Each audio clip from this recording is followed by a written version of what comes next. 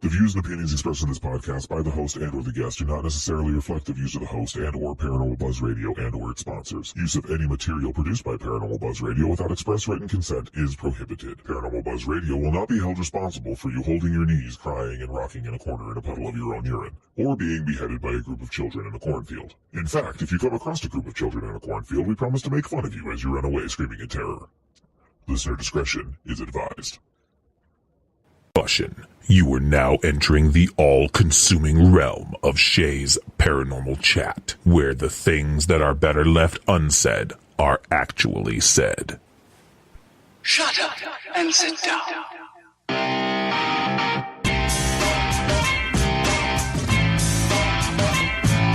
You're listening to Shea's Paranormal Chat.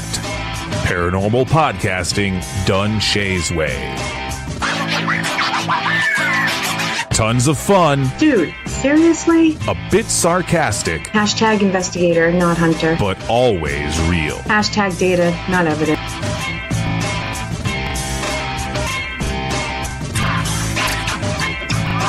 Don't get your panties in a twist. Oh my god, really? This is real, raw conversation.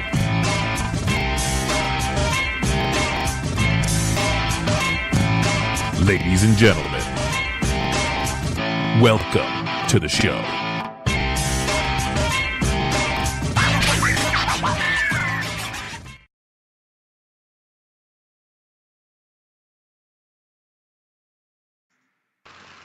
Hello, everybody. Welcome, TGIF, and happy Good Friday to everybody. Tonight we're very lucky. We have James and Annitto with us. Mm-hmm. And of course, Miss Kelly. Hello. So, how you guys doing? Hello. Doing good, you? Good. Getting excited. So, I was already getting messages up the yin yang about you. About, like, questions, and I'm like, why don't you ask in chat? But then some of the questions, I'm like, I'm glad you didn't ask them in chat. Oh, saucy ones, huh? Just odd questions. Well, if he's a priest, how come he has a son? Because he's not a priest? Oh, right. But he's a demonologist. Doesn't mean he's a priest. So I think we should... Yeah. I think maybe we should address that first on what a demonologist is. And go from there. All right, that's that right into the fire. Right, I have so many questions. We're just gonna go for it. I love it. So a demonologist is basically somebody that studies demons, folklores, anything that surrounds the stratosphere of demons, anything that has to involve with it, the occult. That's what demonology is. It's the study of that through literature, through a mentorship, whatever.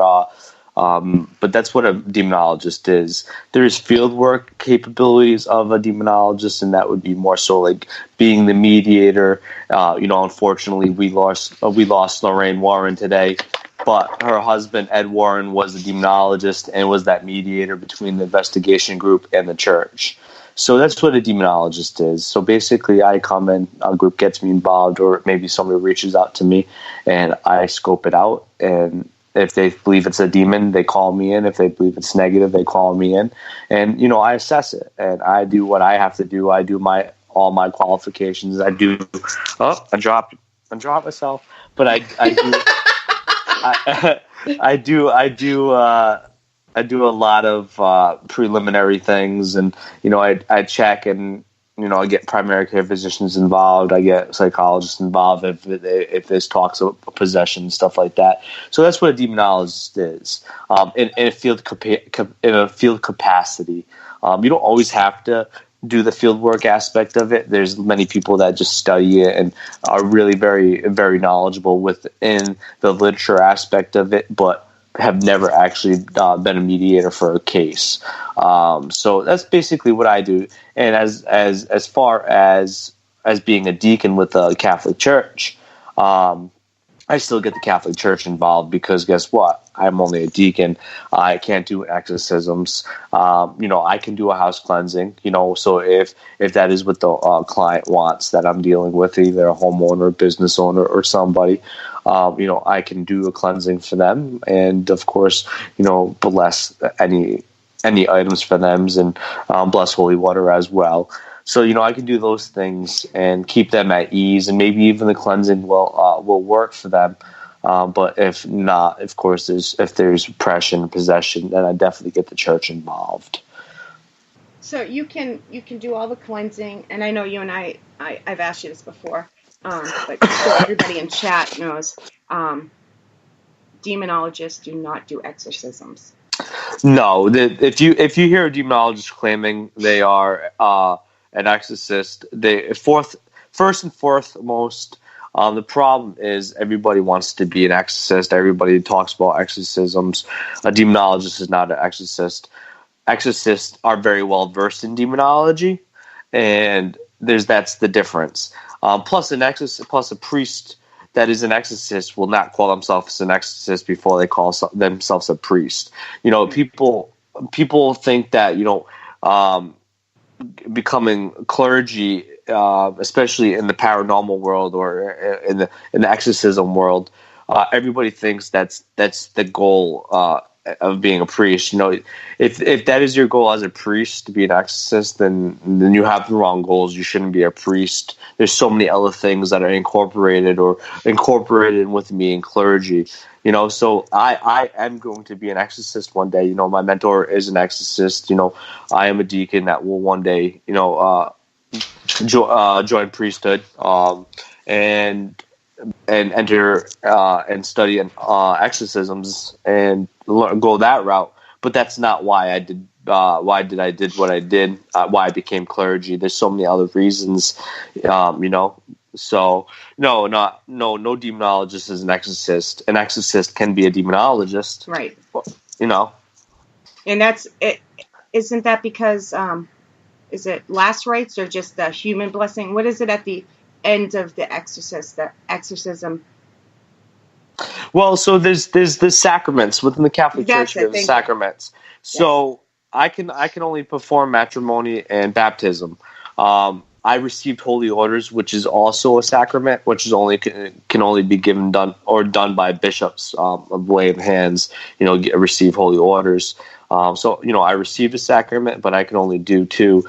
So after I enter exorcism, sometimes even before, most of the time at the end, you will enact in communion. You will take the Eucharist, and a priest is the only one that is able to do that sacrament of communion. So they're the only people that are able to allow that transubstantiation. That blessing that they do works for God through them.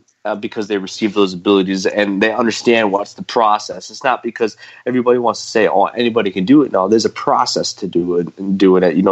They're very well versed in those processes. So, but that's why an exorcism would be done by a priest, especially if it's the solemn rite. The minor rite of exorcism still should be done by a priest, but that is basically a very strong house blessing. It's usually done on infestations, demonic infestations. That's when a rite of exorcism would be done. But yeah, the solemn rite, communion's done afterwards. So that's only, like I said, left up to a priest because they are able to do that sacrament. Okay. I'm going to give a couple shout outs here to those who have already joined us in chat. And we already have a question in the chat. So, and if you're not listening, if you're listening but not in chat, you guys should come in and say hi. Of course, we have Mama Pat, we have Wolf Adam, we have Eye of the Beholder, we have Matt, we have Kim Purvis, and a few other people, but unless they say hello, I learned not to say their names. So Mama Pat Mama Pat is Kelly's mother, and everybody calls her Mama Pat, so.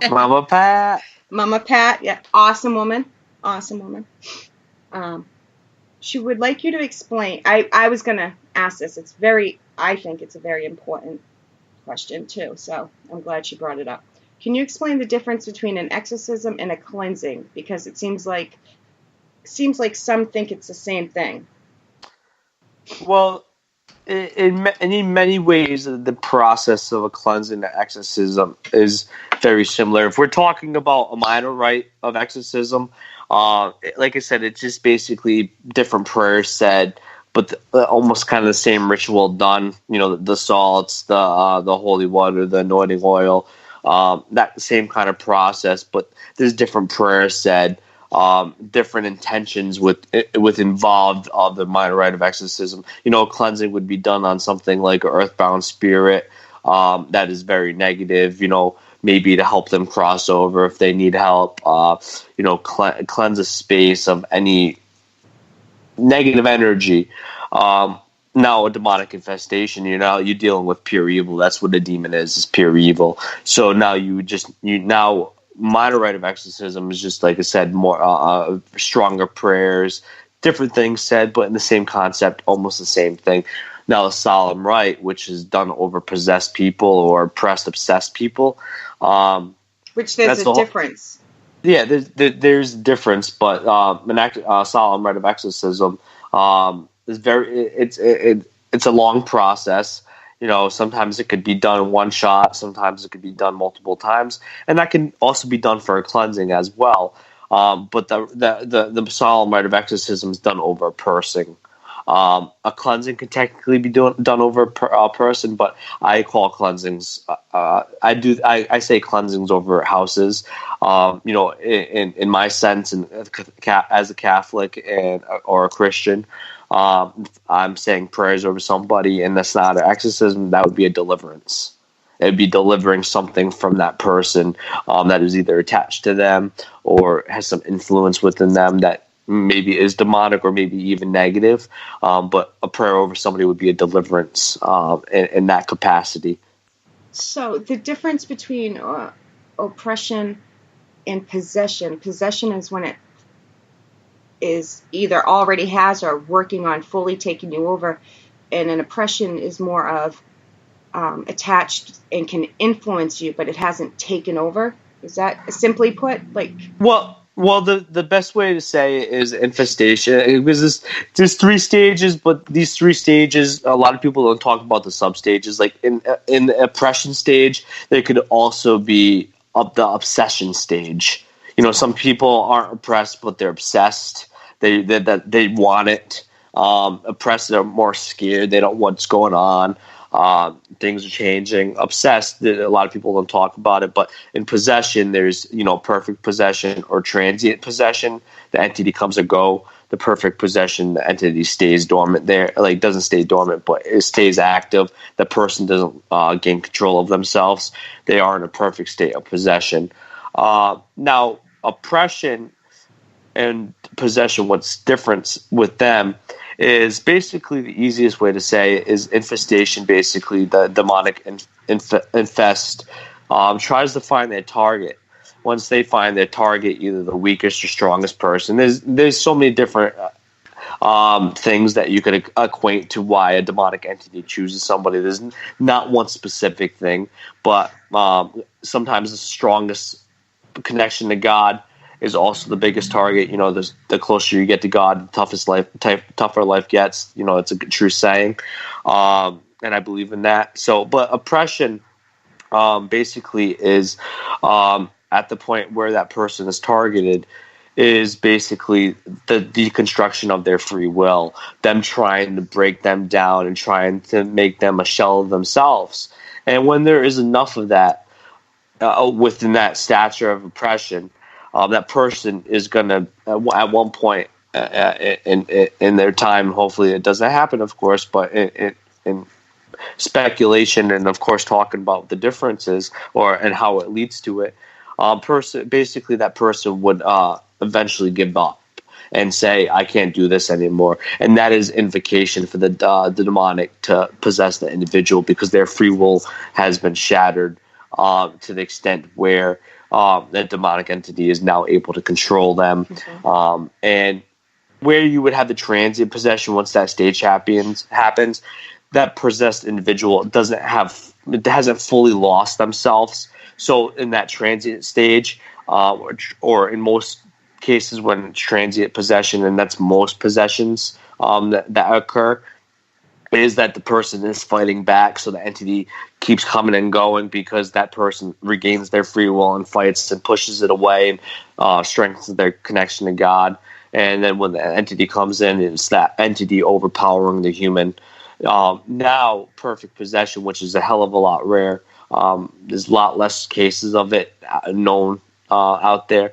But in perfect possession, and is basically that person never gains the ability, their free will is fully destroyed, disassembled, and that entity has full control of that person. And if somehow the entity ever left that person, then most likely would die. They would be in a vegetable state in technicality. Wow.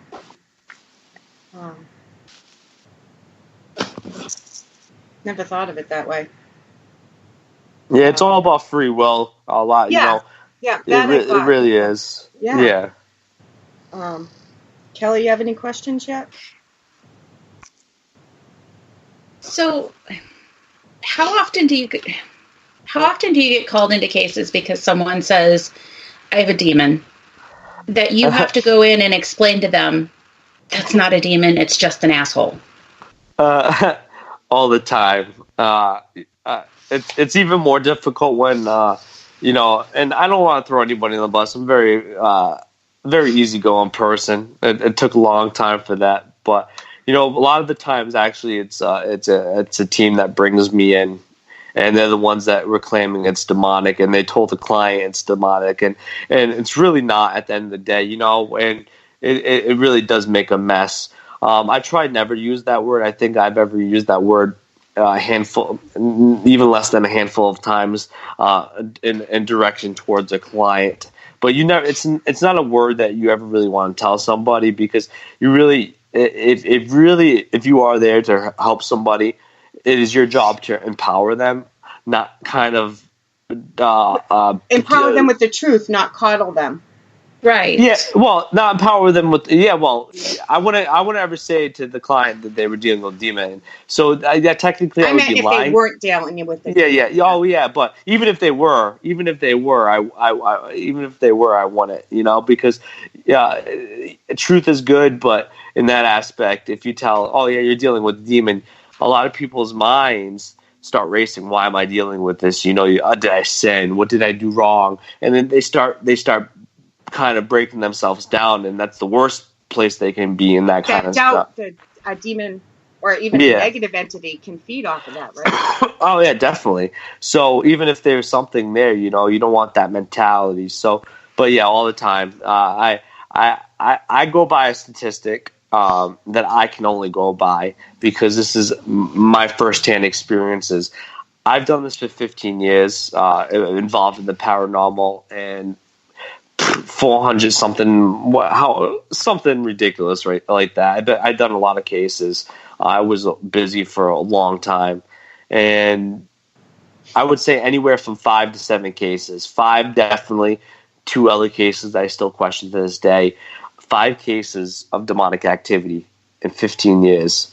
See, and I think that's so important to stress that to people, because in today's world and today's TV, everybody's being made to believe that it's all demons, and so it's tough when we do what we do, because everybody's like, oh, I've got a demon. It's like, no, you just have icky energy in your house. Well, sometimes they don't even have that. Sometimes it's nothing and they're claiming it's demon. Or they're just scared. Yeah. Well, yeah, it's not always faked on purpose, but it's faked on accident, as I say.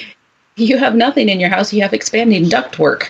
Yeah, that does happen. Yeah, it does, yeah.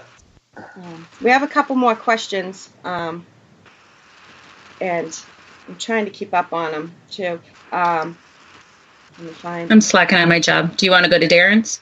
Yep, and yes, Darren came in, Cynthia came in, and I'm forgetting somebody else, but let's go to Darren. First, Darren asked a question, but I'm going to ask this one first. Have you ever witnessed an exorcism? Yeah. No, I have not. All right. His question was, have you ever witnessed a death due to an exorcism? But I didn't think you'd ever even witnessed a exorcism. A real exorcism, yeah. No, I have not.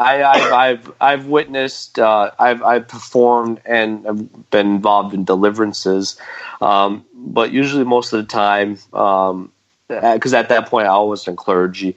A lot of times that I work with the church instead of being a part of the church. Usually, family and a fellow minister that exorcist trust or their team are involved with that exorcism. Being an outsider, even though they respect me and they understand my experiences, most of the times I have had to bring somebody in. I just let them take over. I think sometimes that's the best thing. You do your part and then do my part, pull back, and let them do their part. Yep. If I was meant to witness it, I would witness it. Yeah, that makes sense. I've been involved with possessed people.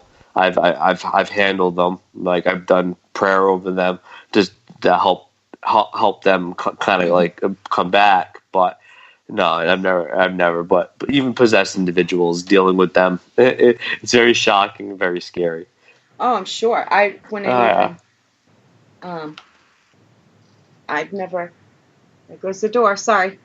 Caught me off It's guard. the wind, Shea. It's the wind. I know. It's a demon. God darn it. I'm trying not to take the Lord's name in vain, but I'm going to screw up, James. You know that, right? Yeah, it's Holy Week too. You totally mess it up. I know it's Good Friday. I do swear, but I've been doing really good about it. It's usually the F-bomb. I swear like a sailor. I know. Swear, yeah. It's all right. I broke the one first, so sorry about that. No, I've all guessed I wasn't worried about that with you, but I've been trying to do better on the show. She's getting more and more boring as she goes. Oh, I mean, all right, one more question so far from Mama Pat again. And, do you want me to do it? Yeah, if you can find it. I got it. All right, so, Mama Pat was raised Catholic, and she says, my understanding of a demon is an entity that never was human, whose purpose is to cause a person to renounce goodness, grace, God, and instead embrace evil, the devil, etc. Is that even close to what a demon is? It's not just a negative spirit, right? Well, yeah. So the one thing I try to tell people and try to instill in people, yes, I'm Catholic, and I believe in God, and I believe what is interpreted into some aspect. Of course, there's interpretations out there that are meant for you to take. If you are Catholic, and especially you've gone through seminary, you've heard of the Summa, which is by Saint Thomas Aquinas, which is pretty much like a question answering to everything within God and involving that, including angels and demons. So a lot of questioning yourself to understanding yourself, kind of thing. Nobody knows really what a demon is. We're human. There's been literature passed upon it. I've experienced it. But the one thing I can say that I 100% believe in is, demons. You could say they were their fallen angels and they fell with Satan or Lucifer when they fell from heaven and betrayed God. And that's what a demon is. But the one thing I can say, what I know what a demon is that I think that has been passed down in literature, is in the Bible, is that they are bodiless creatures. They are pure energy forms, pure energy spirits. Non-human. They're non-human. For us little people, non-human. Yeah, they're non-human. They were never created with a body. And so that's why if you look at a lot of demonic hauntings, why they are able to appear as so many different things and trick people and are very theatrical when it comes to their haunting sometimes. And why there's, they have that interpretation of the, horns and the wings, but I like to say the best interpretation of what, for people in modern day and understand pop culture, is the movie It. The clown technically it's an interdimensional being. and it plays on all your fears. That's basically what a demon does. There, it is pure evil. It plays on your fears. It'll work you, manipulate you. So that's the closest thing I can say what it is. As far as anything else, I really can't. That to me it is pure evil. I've never experienced anything similar like that in life, and it's mind blowing. But yeah, I definitely do believe they are in non-human entities, pure spirit forms. Yeah, I think they can appear whatever they want as. So That's a good question.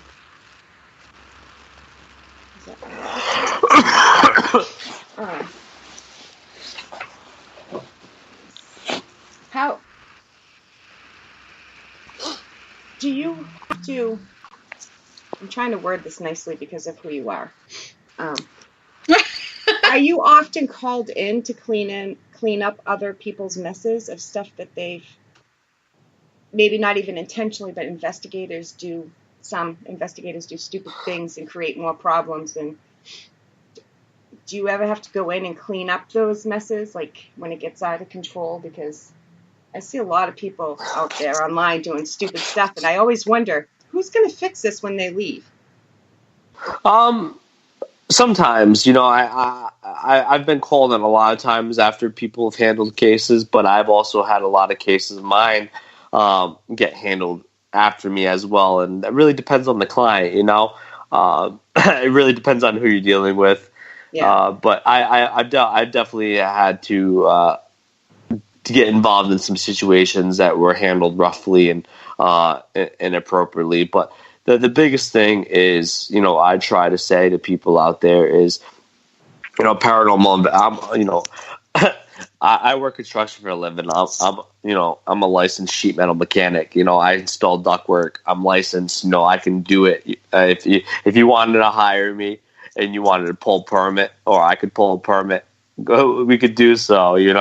I'm not a doctor, but I'm licensed in something, or I have a license in something, and I can drive. I have a license to drive. There's no licenses to be a paranormal investigator. I think the only thing that's very close to that has some respect to the demonology thing is that I'm a deacon with the Catholic Church. But at the end of the day, if you're a demonologist who calls himself a demonologist or a paranormal investigator, that is call yourself a paranormal investigator, it's a self-titled thing. And there's no licensing. There's nothing like that within that. When I get involved, it's as a religious counselor. I can counsel people on a religious aspect because of me being clergy, and me before being Catholic, I was an ordained minister with the Church of Christ. So I've been able to do that in that kind of stanza. So, but there's a lot of people that think going into people's houses is radical and cool, and they're going to catch cool stuff. But they don't also understand, once you walk into somebody's house, there's so many different things that could occur. Liability issues, you saying something to the family, you doing something stupid, and the activity spike because you're either provoking or you're not giving any respect.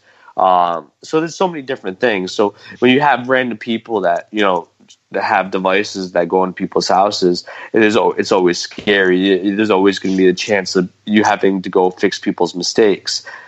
But I made many mistakes as well, so I can't really yell at them. But yeah, I've had to go into a lot of locations. I think making mistakes on accident is different than some of what I was probably thinking, and I probably didn't. Well, a lot of it is by accident. Yeah. A lot of those people that go into people's houses and make things worse, they think they're doing the right thing. And that's because a lack of understanding of what we're doing. But there are some total idiots out there, and mind you, for the people that are idiots, I'm sorry. But the thing about being an idiot is they usually don't know they're an idiot, so you're probably not insulting them any because they don't think you're talking about them. Amen to that one.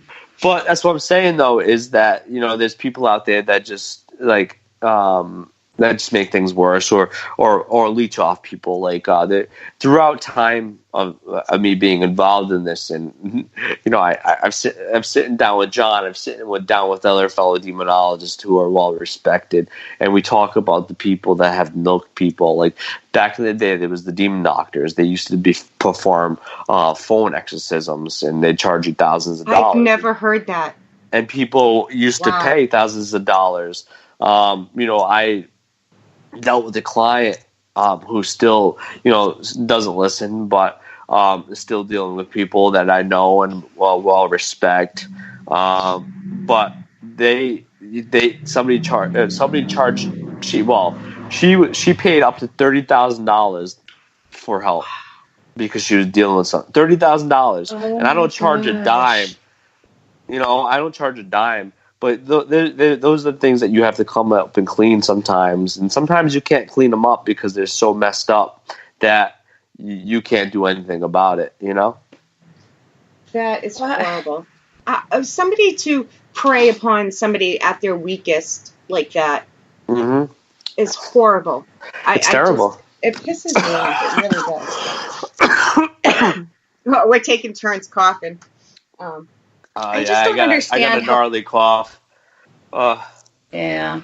And I get where somebody could get suckered into paying like $100 or a couple $100 even, but $30,000? How do you get suckered into that? And how do you have that much spare money if you're no smarter than to give it away? Yeah. Sorry, that was mean. Well, yeah. When you're sometimes in your darkest, deepest moments, and you have somebody that can, be very charming and charismatic, and say they can help you. And I think there's people that at their weakest point are willing to shell out what they want. Anything. Phone exorcisms. Who the hell thinks that's gonna work? But there's people that do, and there's people that still do it. The demon doctors are no longer around because they were chased out and dodged, but people still willing to pay for stupid crap like that. It's mind-boggling. But I think there's also less of a voice. There's people that talk about how it's nonsense and stuff like that, but there's not enough people talking about it where there's enough change to it. You can talk about it, but for there to be change, it's tough, especially in this kind of field. I wish the people that charge for that stuff would go to jail. I wish that there would be more court cases of these people either getting a felony or a misdemeanor because of this stupid crap, But unfortunately, there's not many cases out there that have occurred. So in most cases, they would have to promise or guarantee something for it to be considered fraud. Yep. Hi, Luna. Somebody just asked a question, but it disappeared, so they must have deleted it. I saw that. Yeah. All right. Well, maybe I think it was Cynthia. She might be retyping. How do you feel? I know the answer to this already. I heard your little spiel in Manchester there, and I've heard you say it before. But how do you feel about provoking, and what would you suggest paranormal investigators do when they find themselves out in group situations where provoking is happening to the point where, well, actually, I don't believe in provoking at all. But how do you handle? I hear it a lot. You don't believe in provoking, right? Well, religious provocation is in this more extreme circumstances, and you're using the power of God, name of God, name of Jesus, and using it forcefully for that evil presence to suppress itself, or show itself, or be suppressed. But no, I don't provocate. Back when I was younger, I did provocate, and I learned. This is, of course, growing up and making mistakes. But at one point in my life, I did provocate and try to get things to talk to me. But not anymore. No, I don't like it. I think it's I think growing up and getting older, I really understand and respect, and I respect anything. Even if you disrespect me, I still respect you because I don't care I don't need no bad blood. So it's the same concept. If these things are intelligent, we deal with these things that are intelligent.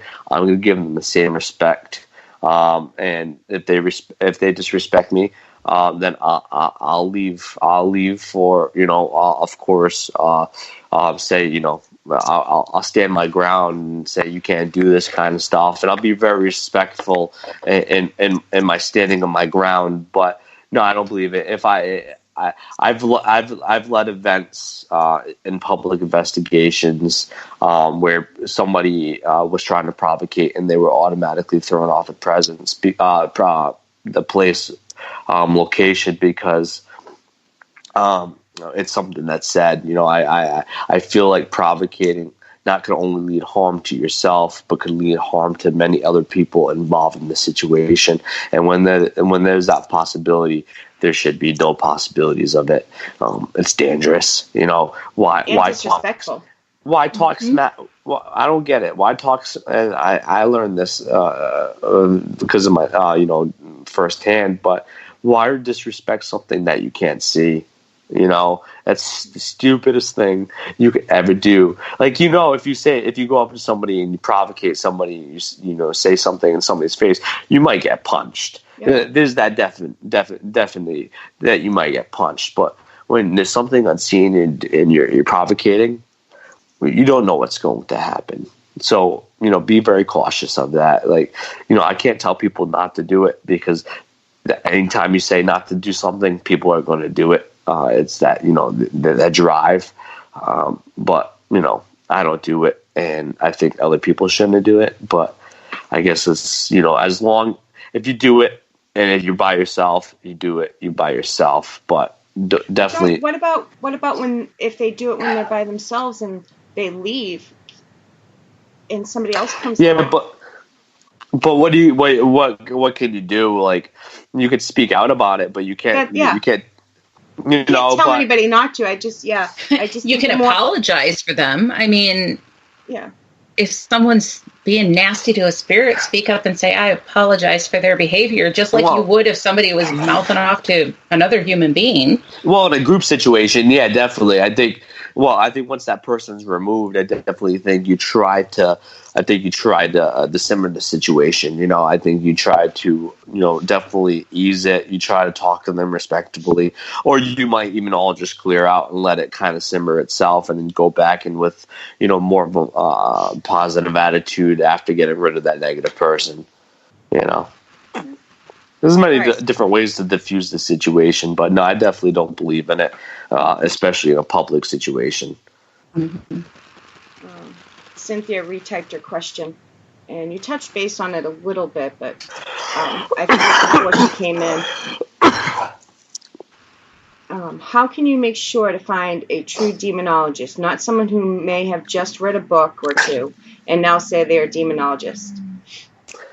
Well, I still get that all the time. Everybody's still, whatever. But, some people still doubt me or whatever they want to do about me. But I think the best way to find a true demonologist is find very well respected paranormal people. There are people out there that are very well respected. And there's very well respected people in the demonology field as well. Ask them, if you're not into the field, the same thing that you can do in some ways when finding a doctor, or an electrician, or something like that. Check them out, background check them. It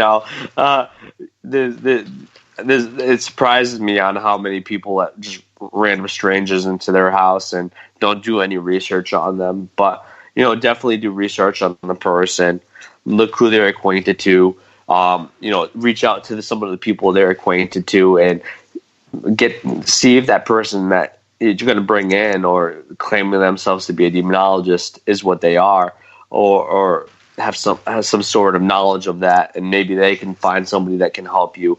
So there's different ways. Sometimes you just have to research. And I know when people are involved in this situation and are just and this is where the money thing happens, where people, get charged. But, people are in a rush to find help. But sometimes Or desperate to. After Desperate, reaching out yeah. so many times, they're just like, I'll take whatever I can get. But yeah, definitely do your research. I think that's how you find somebody that is legitimate. But really, the best way to do it, and I tell people to do this all the time, and sometimes they won't help me. You got to keep trying. Is contact the church.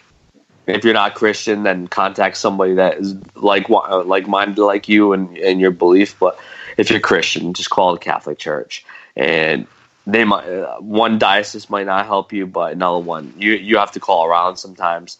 But you also have to go through their process. They have a process for a reason, and if you're not willing to go through their process, they're not willing to help you. You can't. There's a process. I'm sorry, and sometimes we can't overstep that. Yeah. Well, the Catholic Church. Well, and I'm trying to ask a question, and I'm trying not to ask questions that are like offensive. I guess I go ahead. It's I think there's a lot of misconceptions. Even though I'm Catholic, I believe everybody should believe in what they want. So go ahead. So like, if a Lutheran thinks that they have a demon in their house and they call the Catholic Church for help, is the church still going to help? Depends on what Catholic Church you're calling. You got to remember, everybody wants to think the Roman Catholic Church is the only Catholic Church. Catholic means universal. So you have the Greek Orthodox, the Russian Orthodox. You have the traditional Catholics, the Old Catholics, which I'm an Old Catholic. You have the Roman Catholics. So yeah, you can. The exorcists don't just pertain to the Roman Catholic Church. That is that is the predominant way to go. But there are also other, the hardest. They're the hardest as well. But there are other aspects and branches of Catholicism that people don't understand. So the Roman Catholic Church might not help you. You should reach out to them, and there are going to be dioceses that might turn you away, because you got to remember, not all priests believe in demons. Yeah, it's crazy to sound like, but a lot the way that exorcists come across, and I've seen it. Some priests don't believe that can occur, so that's why you get turned away sometimes. So there's ways to reach out. You just have, like I said, you have to do your research. You can't, when someone turns you away, you just keep trying. So, but the Roman Catholic Church are very hard.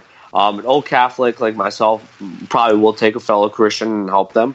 Roman Catholics might not, but I really think that's also dependent on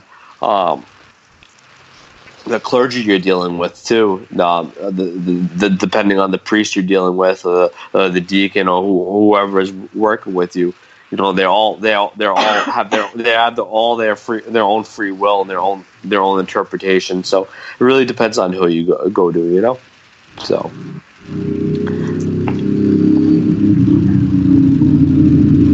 I hear a motorcycle. Yeah, that would be me. I mean, not like me, but I wish it was me, but it was outside. Luna says persistence is the key. You got to, yeah. I still see Kelly's persistent. mind turning. It is. It is. Go ask away. Well, so take that a step further. So what if I come up to you and I say, James, I don't believe in God, but I believe in demons, and I think there's one in my house? That is the most stupidest thing I ever heard in my life. Because how can you believe in demons? If you believe in what a demon is, then you realize God created a demon. So if you don't believe in God, how can you believe in a demon? It's like the same thing I always hear. I believe in angels, but I don't believe in God. What? How can you believe in spirits if you don't believe in something of a higher power? What comes after death if there's no higher power? God's just a word. So God is just a word. If you take God in the theologian aspect, which is the study of God, which is the study of religion, God is life. Every religion, 4,200 religions that exist out there, I believe, or something like that, crazy. Most of them have a very similar concept of God, even pagans. even pagans, even though they believe in many gods and goddesses, there is one center being that created all those gods and goddesses. Most Greek mythology, Egyptian mythology, who created Zeus and all them. Somebody created Zeus and all them, right? So a lot of religions have that concept of a god or that higher power that created it all. So it's very hard. I was being mean when I say stupid, but it's really hard. It's really hard for me to understand if you really take what a demon is and you look at all the lore and all the literature of a demon, and then you don't say you believe in God. Then I think there's something wrong. But you can't believe in a demon and an angel and not believe in the concept of God. It's hard. They go in hand. That's why theology carries angelology and demonology.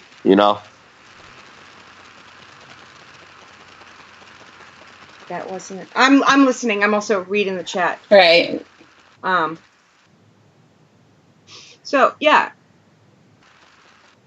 So, what if somebody doesn't see? Yeah, I'm stuck on that too because it's hard. You can't believe in an energetic spiritual force and not believe in a higher power. But that's a difference than saying that you believe in God. I guess that was what my point was. So, it's not. God's higher power. Regardless. God is a higher power. But what if? Okay, so for example, what if a Buddhist comes to you? They want to say they're dealing with the demon, though. They may have a different name for it, right? I don't know. Interpretations. Every religion has a different interpretation of what a demon is. Like everybody calls that overarching power something different. Yeah, they're all demon in a character. All right, so every religion has their evil, but every religion has a different characteristic to what their evil interpretation is. But Islam has the jinn. Jinn are elemental forces. Right. They are non-human, but they are elemental. They're not pure. They're pure. Okay, they're pure energy technically, but they are represented as an elemental force. Judaistic belief has the Divics. Hinduism has the Zoras. Right. So on and so on. Buddhists don't technically believe in the spirit like that in a way. So, but they do believe in the negative mindset. Very close to Hinduism with karma. I think any religion has their evil, and so a Buddhist might not necessarily tell me they're dealing with a demon. They might, but I think they're going to come to me and say, this is what this is. But they all do have their own characteristical forms. Like I've dealt with the jinn case. I wouldn't call it a demon case. But you still will help them. Well, the people that are dealing with the jinn case weren't Islamic. It was a Christian individual. I think she's asking if you'll help somebody even if they don't believe in God. Oh, yeah. Oh, yeah. You should have just said that. But is that what you were asking overall? Not just him particularly, but I mean, he was saying if you think you have a problem, the first person you should contact is the Catholic Church. And I guess that started my brain thinking. Yeah. I would help. I help anybody. I help agnostic people, atheist people, omnist. I help whatever you want, whatever you are. If you are Jewish, if you are Hindu, if you are Islamic, I'll come in as a mediator. I cannot do a cleansing over you. I cannot get the church and do exorcisms over you because guess what? People don't understand. For a cleansing and exorcism and all this stuff to work, you have to believe in what is being said. So you could say, well, they don't believe in God, but they believe in more. But God's the same thing. It's the interpretation. You got to believe in what is being said. If you don't understand what is being said, it's like reading a book and you don't understand what you're reading. Are you going to enjoy that book? So it's the same thing. You have to understand what is being invoked in that situation. If you don't believe what's being invoked, it's not going to work. Right. Your connection to that higher power is not going to happen. I wholeheartedly agree with that. That's when I go into a house to help them do a cleansing, I'll have them do it. I'll walk them through it, but I'll have them do it and have them use their words because it's more powerful for them to say the words themselves, that this is my house and you can stay if you mean us no harm, but if you mean us harm, you have to leave. It's so much stronger of a message coming from them. I will, in a sense. I agree to disagree on that. I agree that they should keep that focused mind, that positive mind. They should do daily cleansings for the rest of their life, especially if you're dealing with demonic possession. You have to if once you break that possession, you have to live a different life for the rest of your life. If you don't, it's going to come back. It's happened to people. But if I deal with somebody with a different belief, I'll actually get somebody of a different belief involved to take over the case for me. I will enable the client to do certain things, but I will never enable the client to do a cleansing in their house because they're very well. I've been trained 9 years, 8 years, and trained every day on how to do cleansings. I can't show somebody in one day how to do a proper cleansing on their house. There's thought processes. There's things that have to go through your mind. There's certain things you have to do for a certain reason. People don't go in a room counterclockwise during a cleansing. People don't understand why you do that. You go counterclockwise to reverse everything. So there's certain things that you do within a cleansing that's done for a reason, and there's a method to it. So I can't teach a client to do my method in a day. So I would never have a client do their own cleansing because most of the times they'll sage their house, and that's the worst thing they can do. Why is it? I've never saged anything, but why is it the worst thing they can do? Okay. So I interpret sage because sage comes more of from a pagan's Native American background, and incense like frankincense, myrrh come from more of a Christian aspect. Every religion technically in some stanza uses kind of like an incense form. So basically, what I would tell people, and this is the easiest way of saying it, sage is like an incense, or sage is like Glade. So you spray Glade when there's a smell, right?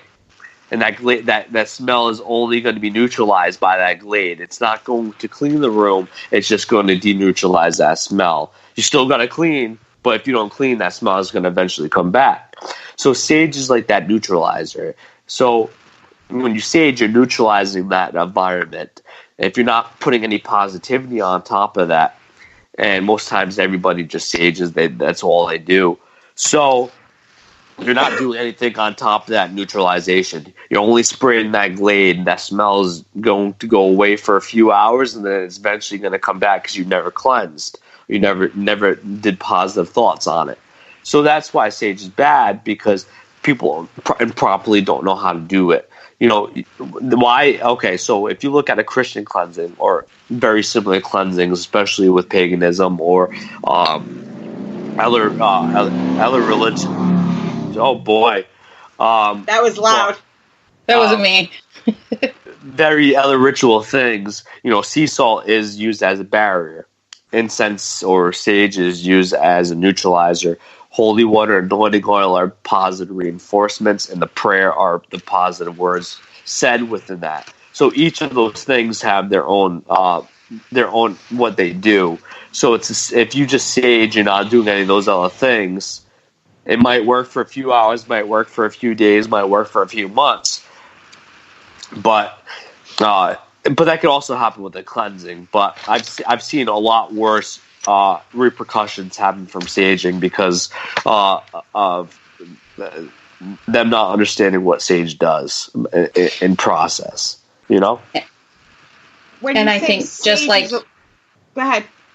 I was just going to say, and just kind of like you had said earlier, I think we're going to have to agree to disagree on that one, because respectfully, sage helps. It does. So I know we've got a lot of listeners with a bunch of different beliefs, so I don't want people who have seen Glade the benefits of it. So Glade helps, gets rid of the smell. Are you guys both talking about all energy, or are you guys? No. No, I'm asking, like, James, are you talking about just? Well, Well, no, sage. If you look at it's not an opinion. If you look at what sage is by pagans or what sage is by anybody, by its format, why sage is used in a cleansing, that is why it is used. It is that neutralizer. It is that glade. There's no other reason for it. People, it could have had positive reinforcement for somebody, but there's been so many more stories that I've dealt with in my situation that it's done more harm than good because them not understanding why the sage is in the process. I know pagans. I work with pagans. They'll use sage, but guess what? They'll add other kinds of woods, other kinds of incense to their bowl, and they'll go around fumigating the house with that smell. They're not just saging.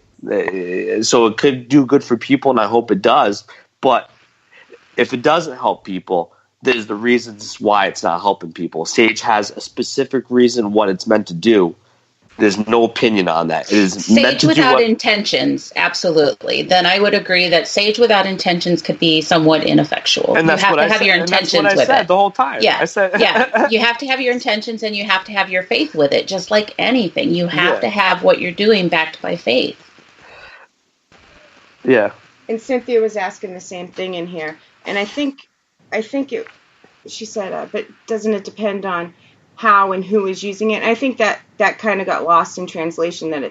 I think, correct me if I'm wrong, you're pretty much just saying you can't use it on its own. That it's multi. It's a multifaceted thing. Oh, definitely, yeah. It's like I said.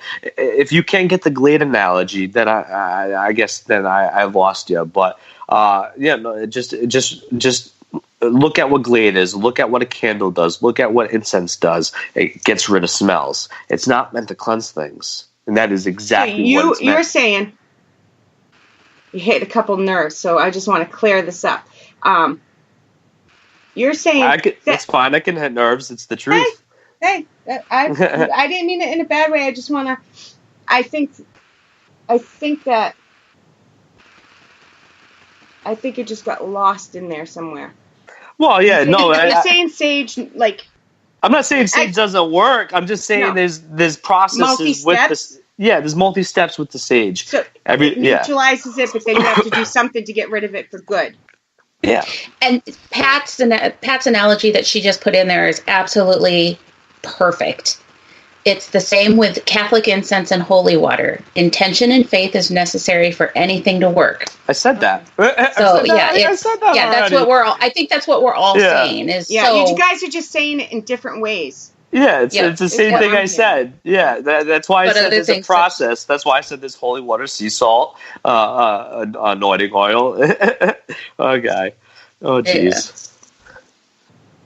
See, people want to hear between the lines and not hear the whole thing. You know, that's the problem that we have in this field. We always got to remember to listen to the whole thing. You know, because you just lose things in translation. You know. Yeah, I agree with that. I think we've talked about that quite a bit on. Yeah. A lot of times, this is exactly, and I'm not going to name names, but it's exactly what happens. What we hear something, but we don't. So somehow our brain stops listening to the rest of it, and it happens to me a lot too. You think you hear one thing, but we're listening to defend instead of listening to understand. Yeah, I don't have to agree with you to like you. I don't have to agree with you to respect you. We're listening for our particular words, though, too, and that's part of the problem. Is we're listening for certain words to be used, and if different words are being used, then people get all, we can't possibly agree and get along because you didn't use the right words. Where we're all saying the same thing, we're just saying different words. So. If this is your belief system and this is what works for you and this is this person's belief system and what works for them, it's all the same thing. Yeah, it's just the different words of how it's delivered. Yeah. It's not, at the end of the day, for people listening, it's not you doing the work when you go into somebody's house. It's a higher power working through you. At the end of the day, if you think you're the person that's doing the cleansing and doing all that work, then you shouldn't be doing it. Higher power works through you. That's at the end of the day, that's all that matters. You know, it's like you said, laws of attraction, intention, you know, all those other things. You do what you want to do. There's a process for certain reasons, but you know, yeah, at the end of the day, if you're doing good, if you're doing it for the right reasons, it's the first right step. You know, it's the intent behind it. How often do we say that? I'm trying to listen to what, Kelly? How often do we say that? It's the intent behind it. There's so much truth. Yeah. So much truth to that. I got lost in the chat a little bit. There's a couple questions I don't really understand. So, here's Mama Pat has one. You said earlier that a demon is tricky and manipulative towards people. Can you tell us from your personal experience some demonic behaviors you have seen yourself? So, sorry. Oh, man. Sorry, I hate being sick. I get moody too. So, but so in the many cases of in many cases that I've read, I've only, like I said, dealt with 5 cases. The 5 cases that I dealt with, very similar to what you hear, very theatrical. That when you don't. So, all right, this is hard. Most of the time, you won't know it's a demon, and even when I'm involved, most of the times, you know, this talks about it, or there's something negative here, or we don't understand what's going on here. You know, first time I ever dealt with it, I instantly was very sick. Second time I dealt with it, was instantly sick. But there's also times within that you go to that location with this entity, and you won't feel anything. If you have no ability to not, you won't feel anything. You know, with the people that live in there, when they first started dealing with it, they felt, you know, a loving experience. You know, the spirit trying to play with them, trying to communicate with them. So they're very manipulative in that stance. They'll play to your weaknesses. They'll give you nightmares of what you're scared of.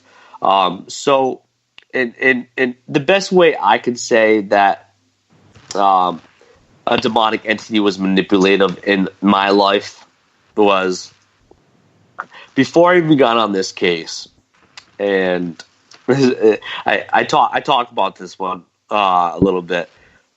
I was working on this case and never met this family, never seen their house, was talking to them in questionnaires, you know, through email, and which is how I get a lot of my cases.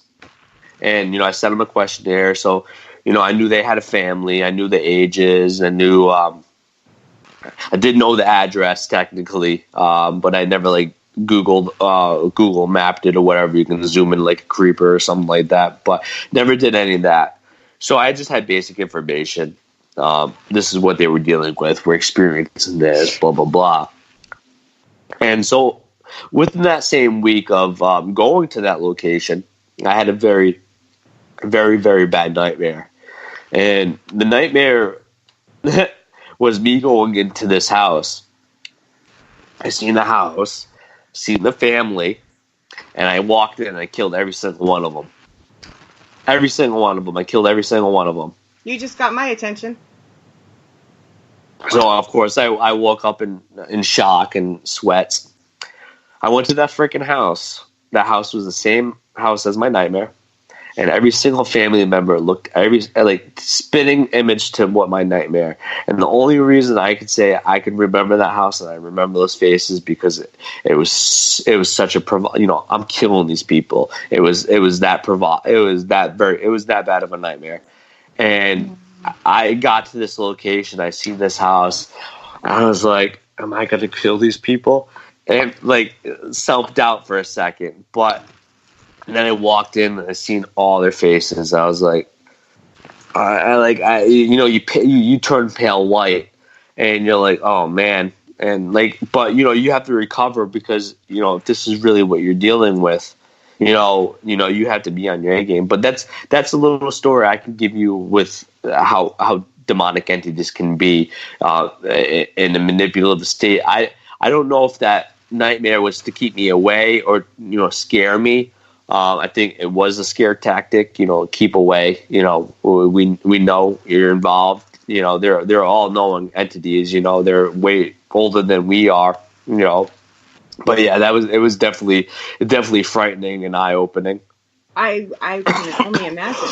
It's like an evil version of deja vu that you need to stop before. Oh yeah, definitely. Precognition. Oh yeah. Precognition. Yeah. That'd be scary though. Oh, it was pretty frightful. Does that happen? Is that the only time that's happened? Luna wants to know, has it happened a lot, or is that the only time? It's only happened that time that happened to me, but it has happened to in nightmare format. It has happened to other fellow demonologists that I've worked with, or fellow other paranormal investigators that do this kind of line of work. Yeah. Can nasty human spirits do that stuff too? Can they manipulate? I think an attachment, when they are kind of influencing or infused with your energy a little bit, like latched onto you, I think there can be certain things kind of brought into like either a dream or a nightmare. So I think it's possible. You think about if you really want to talk about that, and you look at people that like get a liver or a heart or a transplant, and they start picking up traits of that person or start having dreams of somebody else's life. And there's been very big research on this and a lot of stories on this. So if there's a spirit that is infused in your energy, attached to you, why can't you have dreams and nightmares very similar to what maybe they experienced or what they want to influence onto you, kind of like projecting?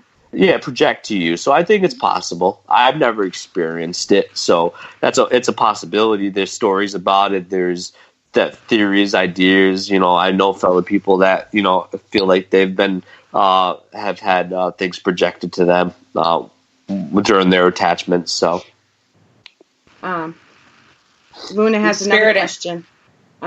Can an attachment possess a person? No, not in that same format as like demonic possession. Attachment can control for a certain. The word possess ain't technically wrong. I don't like using the word possession when it comes to attachments. I've dealt with attachments where the spirit was able to communicate through the person. Usually, the best way to make people kind of understand it is when a trance medium goes in a trance and spirit talks to that medium. How do you feel about mediums and psychics? I work with them. I think there's some baloney ones out there, but I work with very gifted people that I bring on cases with me. I like to check all the boxes off. So if I worked with this person and they've had some tremendous results and things that were mind-blowing, why not attempt to use their abilities and see what they get from a situation? So I'm all right for it. I think that it is dangerous. I'm glad, I tried never to develop anything or don't associate myself. I think it's very dangerous because, sometimes, you hear the argument, oh, we know who we're talking to, my guides tell me. But, do you really? So, but I guess that's the debate that people always want to have, but I stay neutral to it. I'm not a psychic or medium or clairvoyant, clairsentient, clairaudient. I'm not an empath or anything like that. I don't title myself any of that stuff, but I don't know. That was pretty precognitive of you to have seen people's faces ahead of time. Or it could have been influenced, but But the thing is, though, is I'm not against it. I just I think it's dangerous. I think people should, definitely be cautious of who they go to. Make sure, it's the same thing. who going right to the right demonologist, going to the right psychic medium. You can get do charged. your research. Do your research. Same, But- paranormal investigators, psychics, mediums, demonologists, people in research. general. Priests. People Priests. in general. It's all Do your the same. research. Yeah. Definitely priests nowadays, especially with what's going on in the church. Definitely. Because I've met some really nice ones, and I've met some doozies. Oh yeah, everybody thinks a priest is nice people. I've met some mean ones. I've known some. I grew up Roman Catholic. I know some very nice priests. I've known some nasty priests. But I've known some nasty women. I've known some nice women. Yeah, I've known some good cops. I've known some bad cops. Do your research. Do your research. Yeah, just I say that about everything. I Why am you missing biting? so many questions, man. I think I'm kind of keeping up. So I think the next one is Roland. Roland had asked, is there a way to tell the difference between a demon versus psychosis? Sorry. For a demonologist or for a normal person? Can you please reiterate that question? Sorry. Is there a way to tell the difference between a demon and what's just psychosis? Basically, what are they making up? Yeah, definitely. It's called get a psychologist involved. And I'm just sorry. I'm gonna blow my nose quickly. Go ahead. We've done worse on the show. Trust me. Oh yeah. So that's actually a really good question. I'm not a psychologist. I don't have a PhD or master's degree in psychology. But one of the things that, of course, the church, and we were talking about primary care physicians and psychologists earlier, very shortly. One of the things the Catholic Church requests, especially if somebody's possessed or claiming to be possessed, is to cost data, but they require a primary care physician visit just to make sure everything physically is right with them. There's nothing wrong with them. They're not, they don't have a fungus thing going on or anything like that, and go see it. Get an evaluation done by a psychologist. And usually, when you get evaluation, at most places, you'll be seen by 3 different psychologists, and those 3 psychologists will talk and just to see if they determine if they have any disorders within the DSM-5. So I know the DSM-5 a little bit. I've worked with quite a few psychologists. My girlfriend's a psychologist, so I'm around it. I kind of know some red flags, but that is the biggest challenge on understanding if they truly are possessed or if they are dealing with a psychosis issue. But anytime somebody claims they're possessed, you should always have them go seek a doctor, because it's something just to make sure. And on top of it too, they could have psychosis issues and still be possessed. It could be because of those issues that they could be influenced by a spirit. Yeah. So there's so many different factors, because you're dealing with a crazy person doesn't mean that you're truly not dealing with something paranormal either, But it's a lot harder to unravel. It's a lot more dangerous if you're a paranormal investigator, like with me. I'm clergy. I've worked around it. I'm not better than anybody, but if you're a regular investigator, Joe Schmo, and you get somebody else involved, or don't deal with that at all. Because if you say go to a psychologist and they really do have psychological issues, but you really do believe they're dealing with something, and you have that data, definitely, like I said, reach out to or get more people in your boat, because you cross that road if that evaluation does say something that they have a disorder. You can also be in dangerous hands, because you say something wrong, they commit suicide or something like that. It's on you now. That blood is on your hands, so you always got to be careful. So the next question we had was, do they, and I'm assuming by they mean demons, really cause swarms of flies to appear? Can they make people have wounds, vomit, talk in other languages, etc.? So in other words, does it ever really happen that the things that happened in The Exorcist actually happen to people who are possessed by a demon? quick and simple answer. I think this would be the most simple answer I've ever said. All yes, it can happen. I don't know the head spinning. No, I've never seen that, and there's been no aspect of that. But you think it's common? Or do you think the flies are a little bit more common than the puking. Usually, the puking is like usually when the expulsion of the entity, the puking happens more so, or if like a successful deliverance or exorcism. But the flies, yes, and some of the things, the speaking in tongues, of course that's misinterpreted. Speaking tongues speaking tongues always meant basically speaking the language you don't understand. It doesn't mean like you're speaking like this, like blah blah blah blah. That's not speaking in tongues. No, so everybody thinks that like that speaking tongues is that, but speaking tongues is speaking in the language that you've never understood before. So, but yeah, so there's some languages that are common, and there's some languages that aren't. A lot of people want to say Latin, but it's easy to pick up Rosetta Stone and learn Latin. So you always got to be wary about that. So there's certain things that you got to look out for. But yeah, there's definitely a lot of those movies that you see, The Exorcist, The Rite, Emily Rose. All those were based on true stories. So there are some truths to what happened in those cases and some of the things they experienced that were within the movie. But of course, a lot of it is also entertainment too. Latin and easy should not be in the same sentence. It shouldn't. It's not. I get what you're saying. It's not easy, but within this day and age, it's easy. It's easy for people to knowledge is out there to learn. To learn it, back in the day, you'd have to go to the library and stuff like that, or and stuff like that. Now it's so accessible. But there are other languages. Like there was one time I had to get a professor involved, and it was a professor on Sumerian.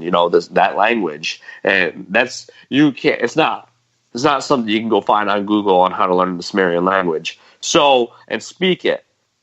So we had to get a professor involved to help us decipher it. Because there's languages out there I don't understand, and the best thing that you can do when you don't understand something is reach out to people that might understand it. I don't understand English half the time, so I don't either. I don't understand slang. I should say I don't understand. I say car and ballparks. I don't know English at all. Yeah. What was the second word? Ballpark. I don't know what. Okay. Ballpark. Oh, I'm like I don't even know what you're saying. It's kind of like the Boston and New York accent. Yeah, really, Shea? I got told I had an accent yesterday on the phone because they said I said house funny. Anyways, we'll keep going.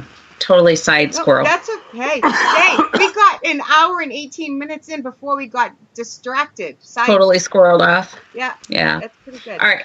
So the next question. Are there levels of demons? For example, succubus, incubus, major, minor demons, legions, etc. And is there a difference between a demon and the devil? Only Roland could ask a question like I love Roland. Is there a difference between a demon and a devil? I love Roland too. That's why I can make fun of him. That is a very in-depth question. Yeah.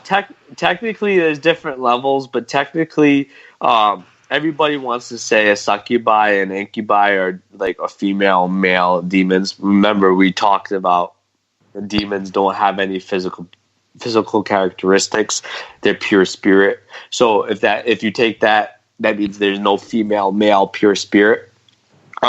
They could be anything they want to be. They do have intelligence, though.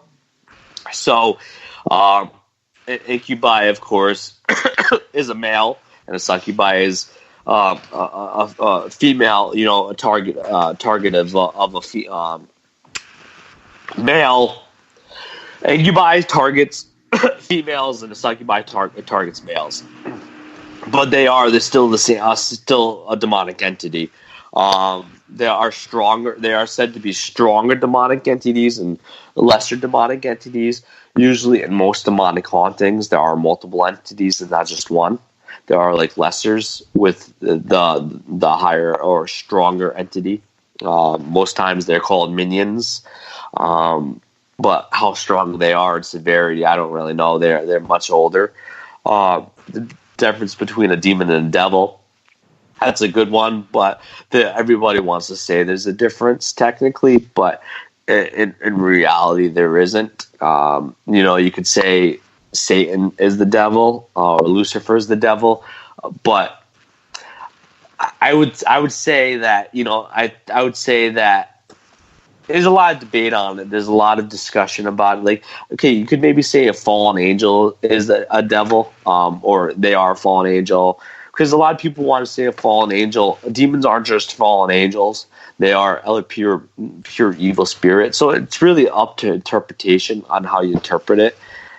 There's so many different literature formats of demonology, so it's a very interesting question. You got to remember, if you really want to acquaint and go back to the one thing that we can talk to that is based upon Christianity is the Bible, and in reality, they don't really talk about demons and devil in as much until the New Testament. They talk about the serpent in the Old Testament, which is, of course, we all know who the serpent is.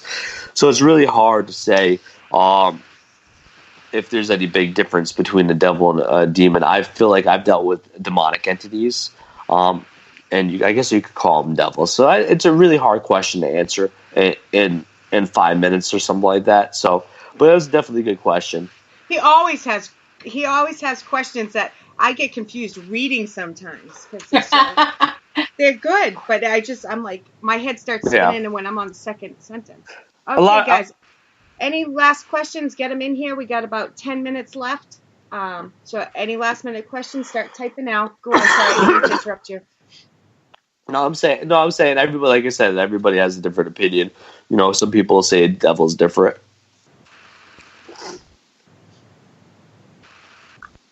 You doing okay? I'm all right. I feel ya.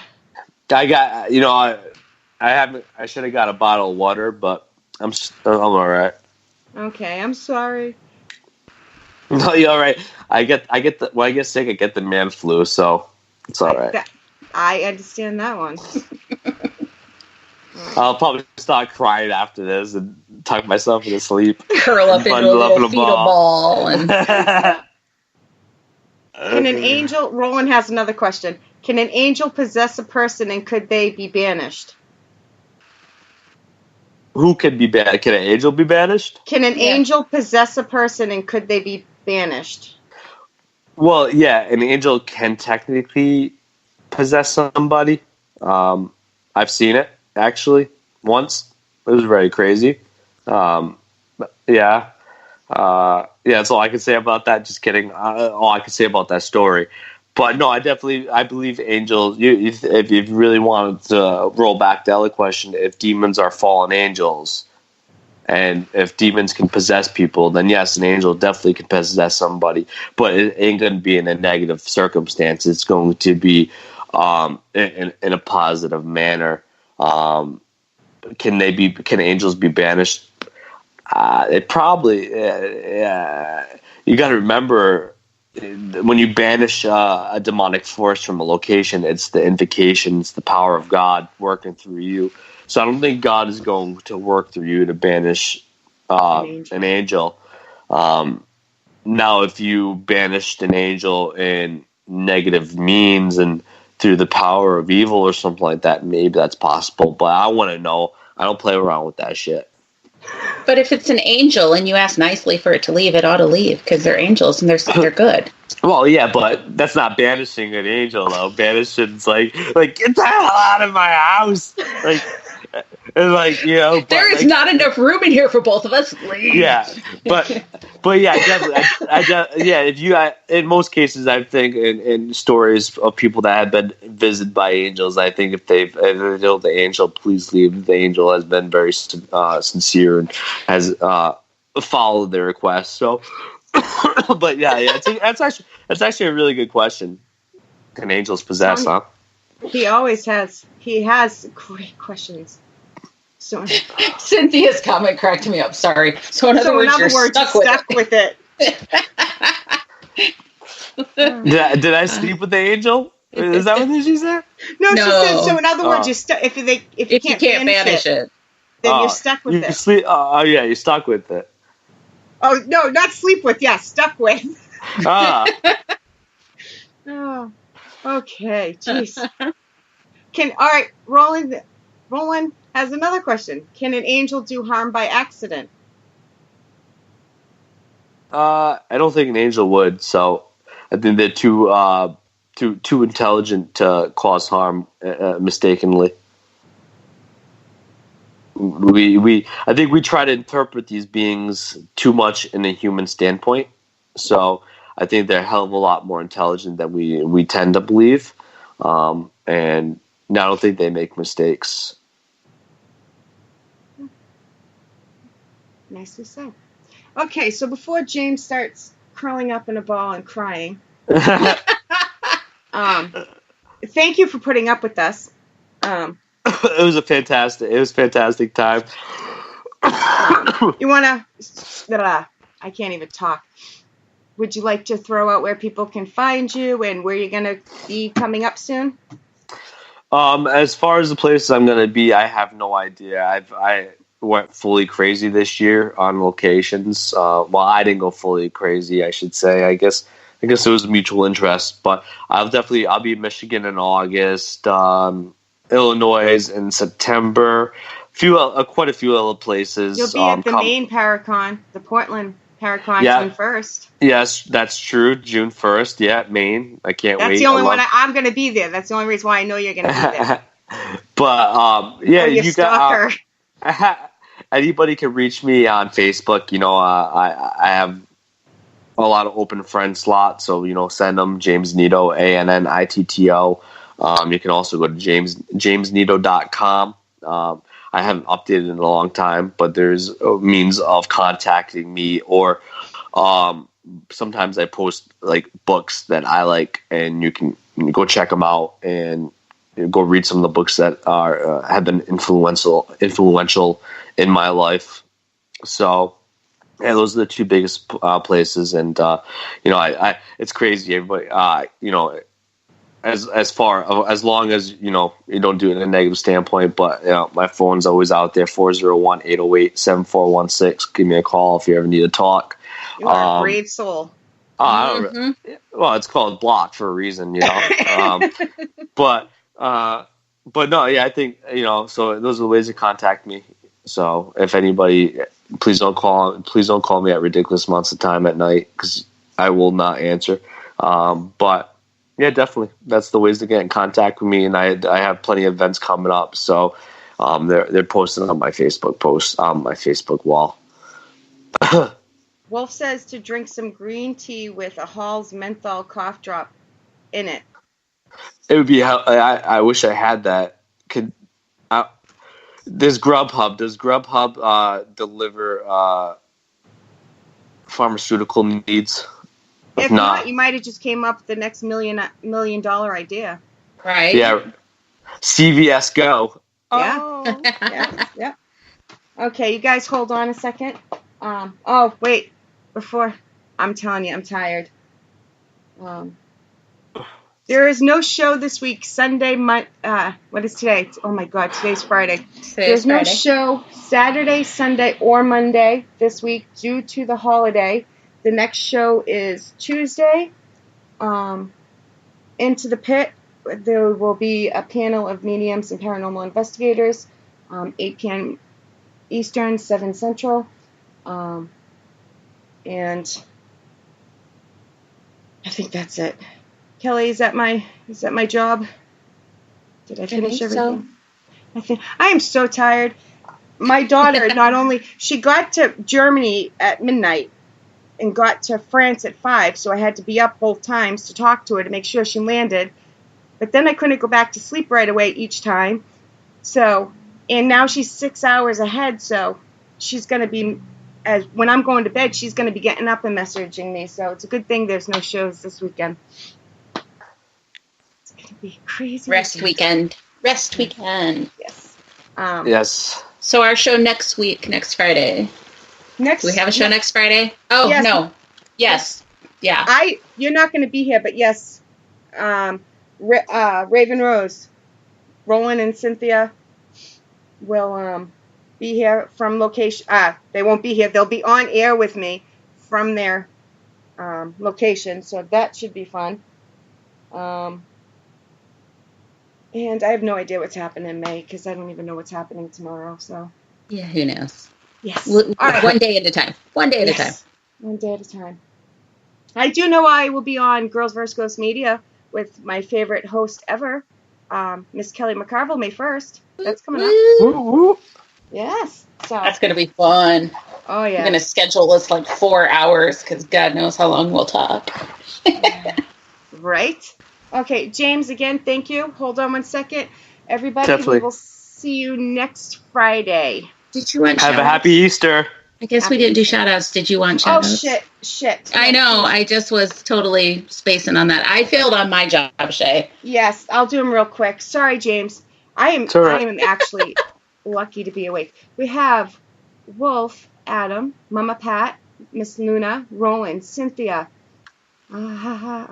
Kim, Matt, Jen B. I think I saw her in there. Actually, I saw Darren. somebody say hi to her.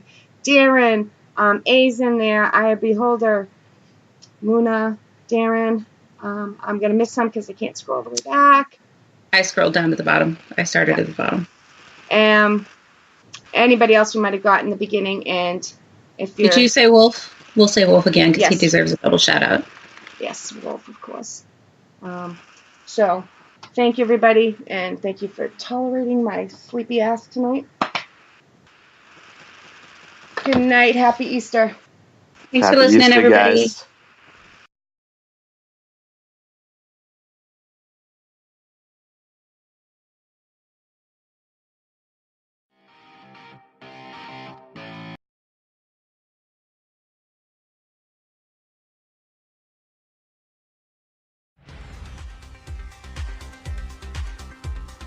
Thank you for listening, and for all things Paranormal Buzz Radio related, check out our website at paranormalbuzzradio.com.